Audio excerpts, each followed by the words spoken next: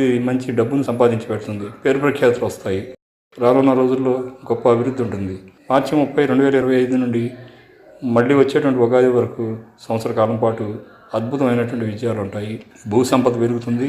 అదేవిధంగా ఎన్నో రకాల మంచి జరుగుతుంది. మీకు 5వ స్థానంలో కుజుడు కూడా సంచారం చేయడం వలన ఇంకా మరింత గొప్ప ప్రయోజనాలు కలుగుతాయి. అయితే కొంత నీచ సావాసం అంటే దుర్మార్గులతో సావాసం అలాంటివి జరగవచ్చు, కానీ వారి వల్ల మీకు మంచి జరుగుతుంది, భయపడవలసినటువంటి పని లేదు. ఇలా 12 రాశులకు ఈ షష్టగ్రహ కూటమి ఇలా కొంతమందికి బాగా మేలు చేస్తుంది, కొంతమంది తక్కువ మేలు చేస్తుంది, కొంతమందికి కొద్దిగా ఇబ్బంది పెడుతుంది. కాబట్టి తగినటువంటి రెమెడీ చేసుకోవాలి. ఈ షష్టగ్రహ కూటమి యొక్క ఇబ్బంది రాకుండా ఉండడానికి ముందుగా చేయవలసింది ఏంటంటే రవి జపం చేసుకోవాలి. రవి బలంగా ఉంటే మీకు ఎలాంటి ఇబ్బంది రాదు. కాబట్టి ప్రతి రాశి వారు కూడా సూర్యుడిని ఆరాధించాలి. సూర్యుడి యొక్క మంత్రాలు ఉన్నాయి. ఏమున్నాయి?